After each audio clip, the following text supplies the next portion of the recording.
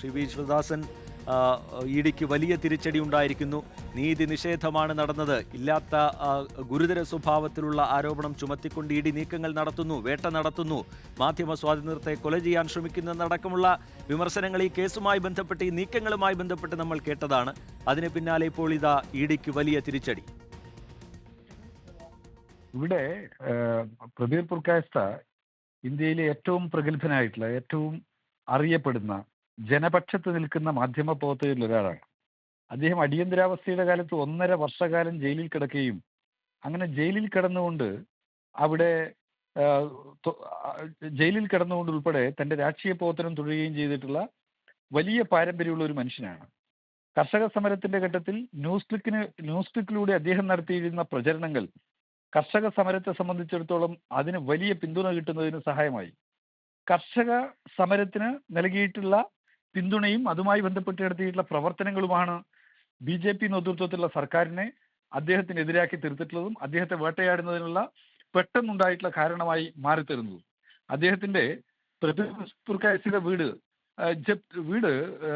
ED കൈമാറ്റം ചെയ്യുന്നതും മറ്റുമൊക്കെ നിരോധിച്ചു. അദ്ദേഹത്തിന്റെ എല്ലാ ബാങ്ക് അക്കൗണ്ടുകളും ഫ്രീസ് ചെയ്തു. വേട്ടയാടുകയായിരുന്നു. 70 വയസ്സ് പിന്നിട്ട പാവം മനുഷ്യനെ അദ്ദേഹത്തിന്റെ വീട്ടിൽ പോലും ഉറങ്ങാൻ അനുവദിക്കാതെ 6 മാസക്കാലം അദ്ദേഹത്തെ ജയിലിൽ അടച്ചു. അതിക്രൂരമായ നിലയിൽ വേട്ടയാടി.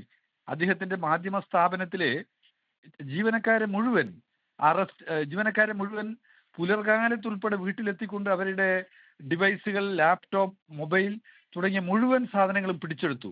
ബാങ്ക് അക്കൗണ്ടുകൾ ഫ്രീസ് ചെയ്യാൻ നോക്കി. അങ്ങനെ വേട്ടയാടലിന്റെ ഒരു വല്ലാത്ത നിലയിലുള്ള ഒരു അന്തരീക്ഷമായിരുന്നു പ്രബീർ പുർക്കായസ്ഥയും അദ്ദേഹത്തിന്റെ സഹപ്രവർത്തകരും അനുഭവിച്ചത്. ഇങ്ങനെയുള്ള ഈ അനുഭവത്തെ എല്ലാം നേരിട്ടും BJP സർക്കാരിന്റെ ഈ നീക്കങ്ങൾക്കെതിരായി പ്രതികരിച്ചു എന്നുള്ളത് അദ്ദേഹത്തെ സംബന്ധിച്ചിടത്തോളമുള്ള അദ്ദേഹത്തിന്റെ ഏറ്റവും കൃത്യതയായിട്ടുള്ള നിലപാടിന്റെ അടയാളപ്പെടുത്തലാണ്.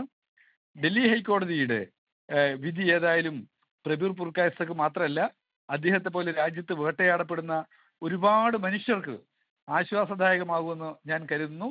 രാജ്യത്തെ ജനങ്ങൾ മുഴുവൻ ED ഉപയോഗിച്ച്, IT ഉപയോഗിച്ച്, CBI ഉപയോഗിച്ച്, പോലീസ് സംവിധാനത്തെ ഉപയോഗിച്ച് ജനങ്ങളെ വേട്ടയാടുന്ന BJP സർക്കാരിന്റെ നയത്തിനെതിരായി ഒറ്റക്കെട്ടായി അണിനിരക്കുമെന്നുള്ള പ്രതീക്ഷയാണ് എനിക്കുള്ളത്.